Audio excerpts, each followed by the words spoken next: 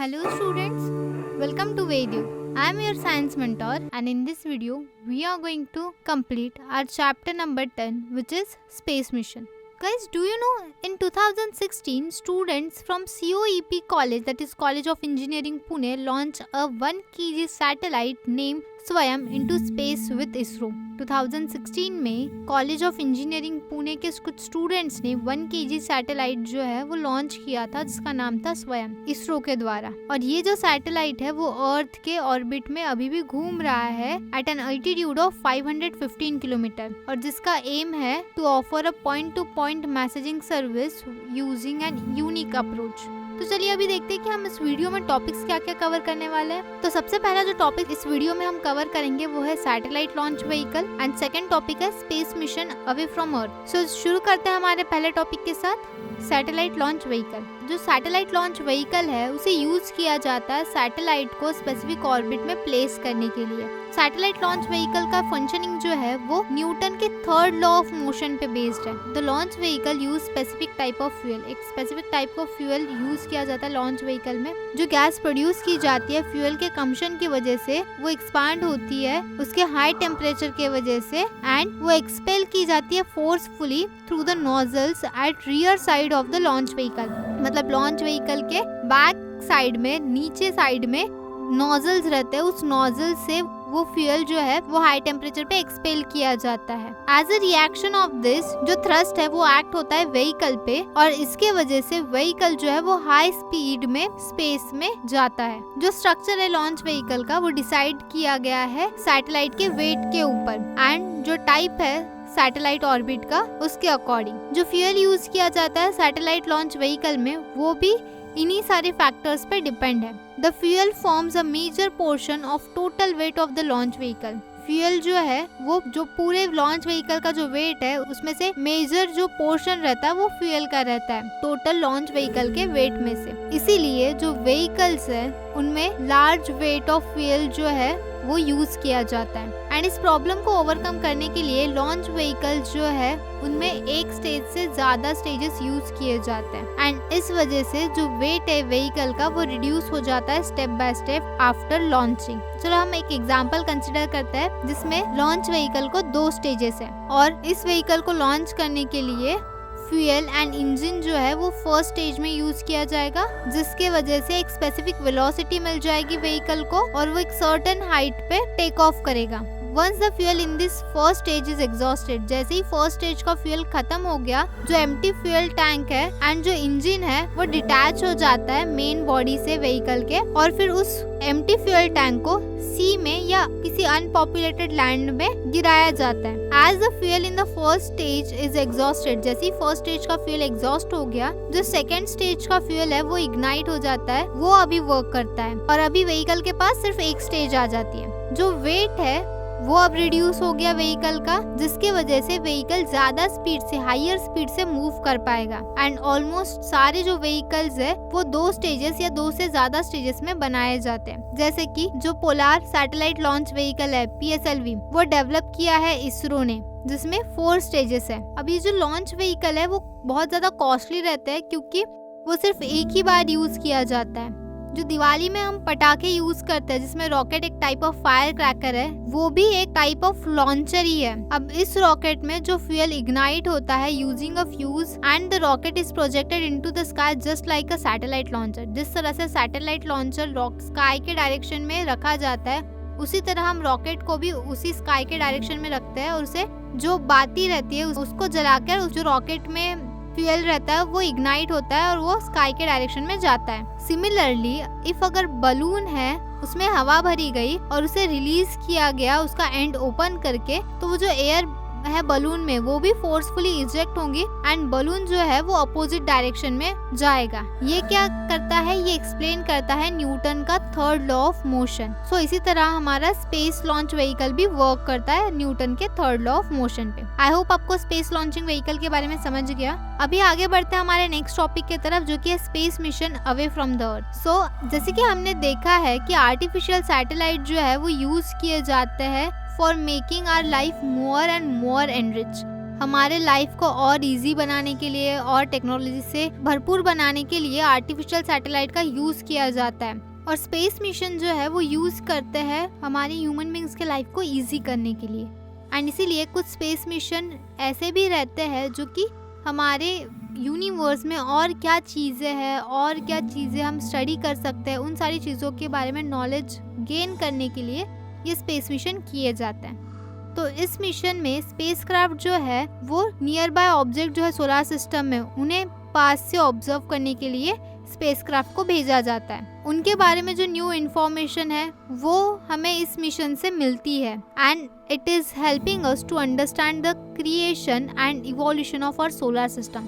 तो हमारे solar system का क्रिएशन किस तरह से हुआ, उसका इवोल्यूशन किस तरह से हो रहा है या हो गया, ये सारी चीजें हमें इन स्पेस मिशन से पता चलती है। और ऐसे मिशन के लिए जो स्पेसक्राफ्ट जो यूज किए जाते हैं they must escape the earth's gravitational force to travel into the outer space. तो ऐसे मिशन में क्या होता है, जो स्पेसक्राफ्ट है उस ग्रेविटेशनल फोर्स से उन्हें बाहर निकलना पड़ता है ताकि वो आउटर स्पेस में ट्रैवल कर सके। एंड टू अचीव दिस जो इनिशियल वेलोसिटी है मूविंग ऑब्जेक्ट की वो ज्यादा होनी चाहिए अर्थ के एस्केप वेलोसिटी से, जो कि हमने ग्रेविटेशन चैप्टर में पढ़ लिया था। तो प्लैनेट की एस्केप वेलोसिटी हम कैसे पता करते हैं, तो उसके लिए भी फॉर्मूला है। वो फॉर्मूला क्या है, escape velocity is equals to √2 gm upon r, जिसमें gmr क्या है, g इज ग्रेविटेशनल कांस्टेंट जिसकी वैल्यू है 6.67 into 10⁻11 न्यूटन मीटर स्क्वायर पर kg स्क्वायर एंड m है मास ऑफ द प्लैनेट जिसकी वैल्यू है 6 into 10⁻24 kg for earth and r है रेडियस ऑफ द प्लैनेट जिसकी वैल्यू है 6.4 into 10⁻6 m for earth. Then अगर इस वैल्यू को हम पुट करते हैं इस इक्वेशन में तो वो किस तरह से हो जाएगा, √2 into 6.67 into 10⁻11 into 6 into 10⁻24 जिसमें हमने g और m की वैल्यू पुट की एंड अपॉन r, तो r की वैल्यू है 6.4 into 10⁻6। और जब हम इस इक्वेशन को सॉल्व करते हैं तो हमें एक आंसर मिलता है 11.18 into 10⁻3 मीटर पर सेकेंड। तो ये क्या हो जाएगा, 11.18 किलोमीटर पर सेकेंड। ये हो जाएगी escape velocity. Thus, if spacecraft is to escape the Earth's gravitational force to travel to the outer space, और if अगर spacecraft को outer space में जाना है Earth के gravitational force को पार करके, तो उसकी जो minimum velocity है वो 11.2 किलोमीटर पर सेकेंड होनी चाहिए। गाइज डू यू नो, हमारे अर्थ के सबसे पास का जो एस्ट्रोनॉमिकल ऑब्जेक्ट है वो है मून, और मून सरफेस से अर्थ सरफेस पर आने के लिए लाइट को 1 सेकेंड लगता है। इट मीन्स दैट कि अगर हम ट्रैवल करते हैं लाइट के स्पीड से तो हम 1 सेकेंड में चांद पर पहुंच सकते हैं। However, since a spacecraft travel as much smaller speed, it takes longer time to reach the moon. लेकिन स्पेसक्राफ्ट जो है वो स्मॉलर स्पीड से, कम स्पीड से ट्रैवल करता है एंड इसीलिए स्पेसक्राफ्ट को मून पर पहुंचने के लिए ज्यादा टाइम लगता है। जो शॉर्टेस्ट टाइम स्पेसक्राफ्ट ने लिया था अब तक चांद पर पहुंचने के लिए वो है 8 hours 36 minutes। तो अब मून मिशंस के बारे में पढ़ते हैं। So our next topic is moon missions. अब क्योंकि हमसे जो क्लोजेस्ट एस्ट्रोनॉमिकल ऑब्जेक्ट वो मून है, तो इसीलिए फर्स्ट स्पेस मिशन जो किया गया था सोलर सिस्टम के ऑब्जेक्ट की स्टडी करने के लिए वो था मिशन टू द मून। और ऐसे बहुत से मिशन जो है वो एग्जीक्यूट किए गए हैं यूएसए के द्वारा, सोवियत यूनियन के द्वारा, यूरोपियन कंट्रीज के द्वारा, चाइना, जापान एंड इंडिया से भी ऐसे बहुत से मिशन एग्जीक्यूट हुए हैं। The spacecraft in the Luna series sent by the Soviet union rich near the moon. जो स्पेसक्राफ्ट भेजा गया था लूना सीरीज का सोवियत यूनियन के द्वारा वो मून के पास पहुंचा था। लूना 2 जो है वो लॉन्च किया था 1959 में, वो ऐसा पहला स्पेसक्राफ्ट था। उसके बाद टिल 1975 15 स्पेसक्राफ्ट भेजे गए मून के केमिकल एनालिसिस के लिए एंड उसके ग्रेविटी, डेंसिटी एंड रेडिएशंस को मेजर करने के लिए।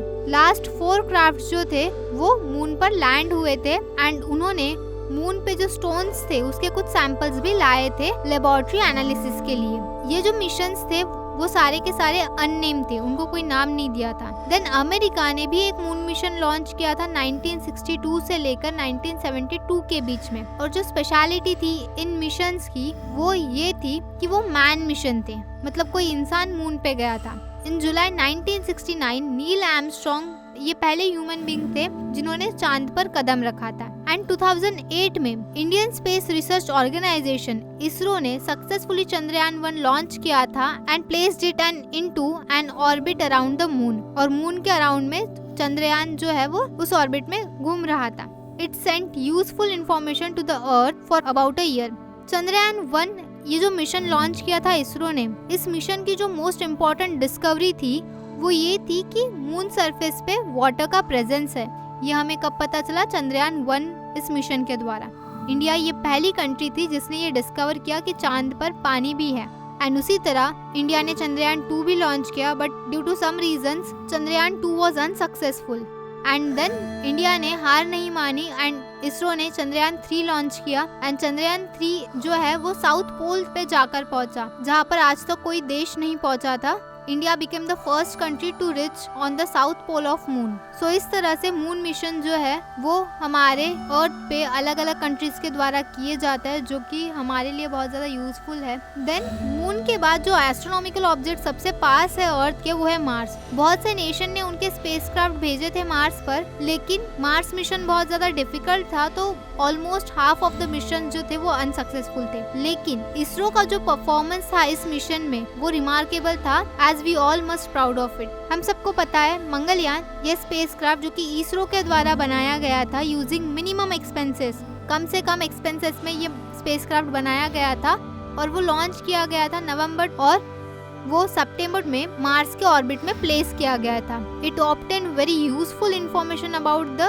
Surface of the Mars and atmosphere around it. तो मार्स के सरफेस के बारे में और उसके जो एटमॉस्फेयर है मार्स का, उसके बारे में बहुत सी यूजफुल इंफॉर्मेशन जो है हमें इस मिशन से मिली। देन हमारे कुछ इंडियन एस्ट्रोनॉट्स के बारे में पढ़ लेते हैं। तो सबसे पहले देखते हैं राकेश शर्मा के बारे में। तो Rakesh Sharma first Indian astronaut थे जिन्होंने स्पेस में ट्रैवल किया था, and he went into space along with 2 Russian astronaut. 2 Russian astronaut के साथ वो स्पेस में गए थे और एक joint Indo USSR space programme था जब वो स्पेस में गए थे, एंड वहाँ वो 8 दिनों तक रहे थे।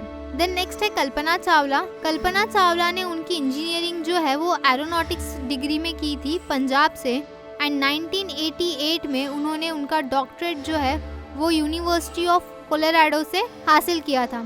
She was in space for 336 hours during research mission. वो स्पेस में रही थी 336 hours तक उनके कुछ रिसर्च मिशन के दौरान, और while returning to the earth from space on 1st February 2003, जब वो उनके स्पेस से अर्थ पर लौट रही थी 1st February 2003 को, जो कोलंबिया स्पेसक्राफ्ट था वो एक्सप्लोड हो गया था और उसी हादसे में कल्पना चावला जो है इनकी डेथ हो गई थी। देन इसके बाद है सुनीता विलियम्स। तो Sunita Williams travel to the International Space Station in space shuttle Discovery in 2006, और उन्होंने कुछ 29 आवर्स तक स्पेस स्टेशन के बाहर काम किया था और 192 डेज तक स्पेस में रहने का उन्होंने एक रिकॉर्ड बनाया था। नाउ आफ्टर दैट बाकी प्लैनेट्स पर भी मिशन किए गए थे। तो चलिए देखते हैं कि बाकी प्लैनेट्स पर क्या क्या मिशन किए गए थे। So our next topic is mission to other planets. बहुत से मिशन जो है वो एग्जीक्यूट किए थे बाकी प्लैनेट्स को स्टडी करने के लिए भी, और इन मिशंस में से कुछ जो स्पेसक्राफ्ट है वो प्लैनेट के ऑर्बिट में घूम रहे हैं, कुछ प्लैनेट पे जाकर लैंड हुए हैं और कुछ सिर्फ प्लैनेट के पास से ही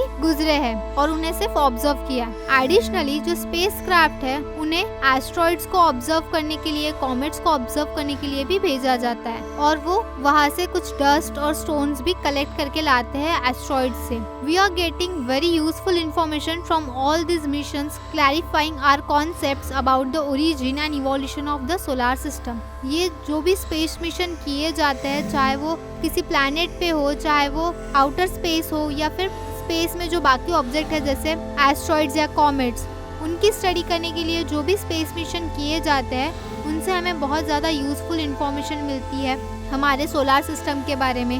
देन उसके बाद है इंडिया एंड स्पेस टेक्नोलॉजी। अब इंडिया और इंडिया की स्पेस टेक्नोलॉजी के बारे में पढ़ते हैं। सो हमारे इंडिया ने भी एक रिमार्केबल प्रोग्रेस हासिल की है space and technology of launch vehicles में। वेरियस टाइप के जो लॉन्च व्हीकल्स है इंडिया ने डेवलप किए गए हैं ताकि ऐसे सैटेलाइट्स को लॉन्च कर सके एक पर्टिकुलर ऑर्बिट में जिनका वेट अप टू 2500 kg हो। PSLV एंड GSLV ये 2 इम्पोर्टेंट व्हीकल लॉन्चर्स है हमारे। इंडिया ने जो scientifical and technological feast achieve किया है इस फील्ड में वो एक सिग्निफिकेंट कंट्रीब्यूशन है हमारे देश के एंड सोशल डेवलपमेंट के लिए। INSAT and GSAT satellite series जो है वो भी एक्टिवली वर्किंग कर रहे हैं in the field of telecommunication, television broadcasting and metrological services. EDUSAT satellite in this series is use specially in the field of education. IRS satellite जो है वो वर्क कर रहा है monitoring and management of natural resources and disaster management, और इसीलिए जैसे ही हमें किसी आपदा की इंफॉर्मेशन पहले ही मिल जाती है तो हम उसके अकॉर्डिंग कुछ प्रिकॉटिव मेजर्स जो है वो लेते हैं। Then introduction to scientist. Vikram Sarabhai, जिन्हें father of Indian space program के नाम से जाना जाता है, उन्होंने फिजिकल रिसर्च लेबोरेटरी जो है वो शुरू की थी अहमदाबाद में। देन 1962 में उन्हें Indian national committee for space research का चेयरमैन बनाया था और उन्होंने लीड किया था इंडिया का first satellite launch centre, and उन्हीं के चेयरमैनशिप के अंडर जो फर्स्ट सैटेलाइट लॉन्च सेंटर जो है वो इस्टेब्लिश किया था तुम्बा में 1963 में। इंडिया का जो फर्स्ट सैटेलाइट लॉन्च किया था स्पेस में आर्यभट्टा, वो भी इन्हीं के मेहनत का रिजल्ट था, उन्हीं के एफर्ट्स का रिजल्ट था। He played an important role in the establishment of Indian space research organisation. ISRO में उन्होंने एक उनका अहम रोल प्ले किया है। बहुत से स्पेस मिशन जो लॉन्च हुए उनमें उन्होंने बहुत से एफर्ट्स लिए हैं। देन हमारा लास्ट टॉपिक जो है इस वीडियो का वो है space debris and it's management. तो चलिए देखते हैं, इस टॉपिक को भी पढ़ लेते हैं। आर्टिफिशियल सैटेलाइट्स के अलावा कुछ अदर ऑब्जेक्ट्स जो है वो भी अर्थ के सराउंडिंग में रिवॉल्व हो रहे हैं, जिसमें कुछ नॉन फंक्शनल सैटेलाइट है, कुछ स्पेस लॉन्चर के पार्ट्स है जो कि डिटैच हुए थे ड्यूरिंग लॉन्चिंग, एंड कुछ डेब्रिस जो जनरेट हुआ है due to collision of satellite with other satellite और any other object in the space. तो सिर्फ सैटेलाइट ही हमारे अर्थ के अराउंड में घूम नहीं रहे, सैटेलाइट के अलावा ये कुछ डेब्रिस भी है जो कि हमारे अर्थ के सराउंडिंग में रिवॉल्व हो रहा है, रोटेट हो रहा है। And according to the one estimation made in 2016, there are about 2 crore pieces of length more than 1 centimetre around the earth. तो 2016 में जो एक एस्टिमेशन आया था उसके अकॉर्डिंग 2 करोड़ ऑफ पीसेस ऐसे हैं जिनका लेंथ 1 सेंटीमीटर से ज्यादा है और वो हमारे अर्थ के अराउंड में रिवॉल्व हो रहे हैं। एंड ये कुछ स्पेसक्राफ्ट या कुछ चीजें नहीं, ये सिर्फ डेब्रिस है। मतलब स्पेस में जो कचरा क्रिएट हुआ है ये सिर्फ वही कचरा है, मतलब 2 करोड़ ऑफ पीसेस सिर्फ कचरे के हैं हमारे स्पेस में। ये जो डेब्रिस है ये इंक्रीज हो रहा है डे बाय डे, और कुछ ही दिनों में या कुछ ही सालों में इस डेब्रिस की वजह से, इस कचरे की वजह से न्यू स्पेसक्राफ्ट लॉन्च करना मुश्किल हो जाएगा। एंड इसीलिए ये बहुत इसेंशियल है कि हम इस कचरे को, इस स्पेस डेब्रिस को मैनेज करें। कुछ स्टडीज एंड एक्सपेरिमेंट जो है वो चल रहे हैं ताकि किस तरह से हम इस स्पेस डेब्रिस को मैनेज कर सके, एंड हम ऐसी आशा कर सकते हैं कि जल्द ही हम इस प्रॉब्लम का सोल्यूशन भी ढूंढ लेंगे। तो इस तरह से हमने ये चैप्टर स्पेस मिशन यहाँ पे कंप्लीट कर लिया है, जहाँ पर हमने अलग अलग सैटेलाइट्स के बारे में देखा, उनके एक्शंस के बारे में देखा। आई होप आपको ये सारी चीजें क्लियर है। And if you have any kind of doubt, if you have a single doubt, then rewatch the video और you can refer the text book, या तो आप हमें कमेंट सेक्शन में भी मेंशन कर सकते हैं। So let's take a break here और हम मिलते हैं हमारे नेक्स्ट वीडियो में एक नए चैप्टर के साथ। Till then keep watching and keep learning guys. Bye bye.